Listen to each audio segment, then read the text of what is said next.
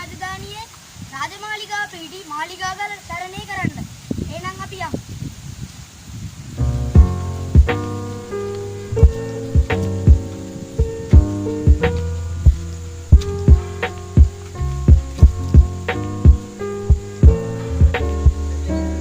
යාළුවනේ මෙතන තමයි මාලිගාගල පිහිටලා තියෙන්නේ.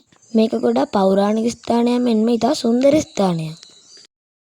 යාළුවනේ මගේ බෑගේ ගොඩක් බරයි. ඒක දාගෙන මට ගල නගින්න අමාරුයි. මං ඒ හින්දා ඒක ගලවලා තියලා ගල නගින්න පටන් ගත්තා.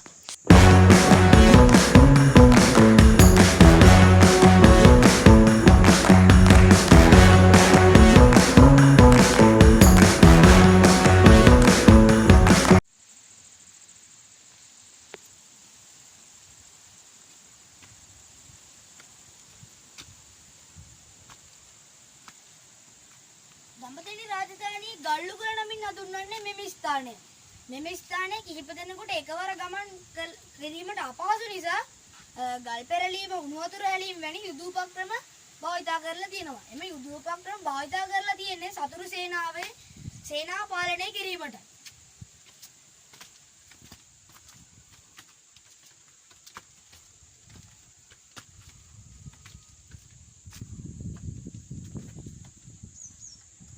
දැන් ගල්ලුගල පසු කරමින් අපි මාලිගාගල තියෙන තැනට යන්න හදන්නේ. ඒකේ තියෙන පුරාවිද්‍යා දේවල් ගැන අපි ඔයාලට එකින් එක විස්තර කරන්නම්. එන්න මාත් එක්ක.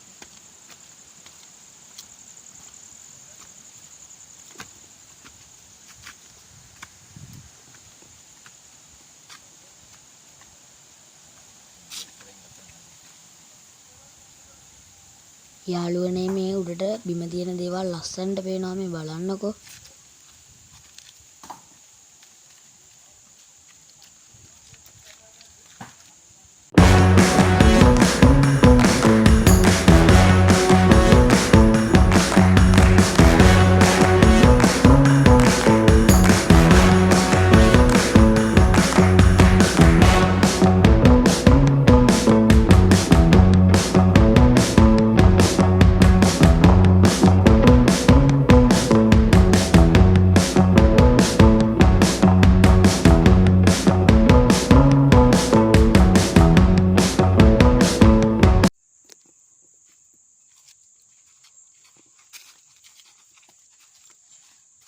පුරාවිද්‍යාත්මක කරුණු අනුව මේ ස්ථානයේ තමයි රාජ සභාවේ මැද මිදුල තිබිලා තියෙන්නේ.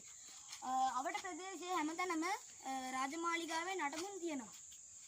අපි යන් ඒවත් බලමු.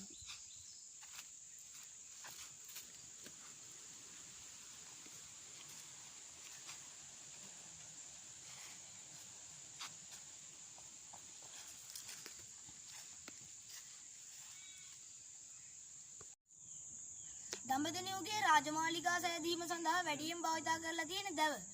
ඒ දැව කණු එහෙම වළක්වා ගැනීම සඳහා තමයි මේ වගේ කණු වලවල් සාදා තිබෙන්නේ. ඒ කණු වලවල් තමයි මේ හැමතැනම ව්‍යාප්ත වෙලා තියෙන්නේ.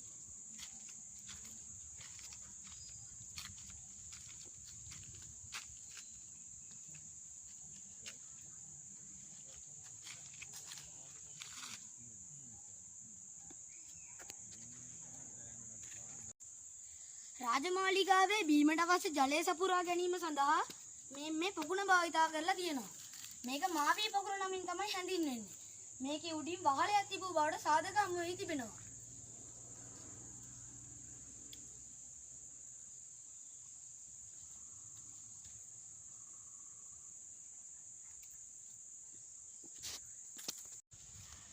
මම දැන් ගොඩ වෙන්නේ රාජසභා මණ්ඩපයටයි.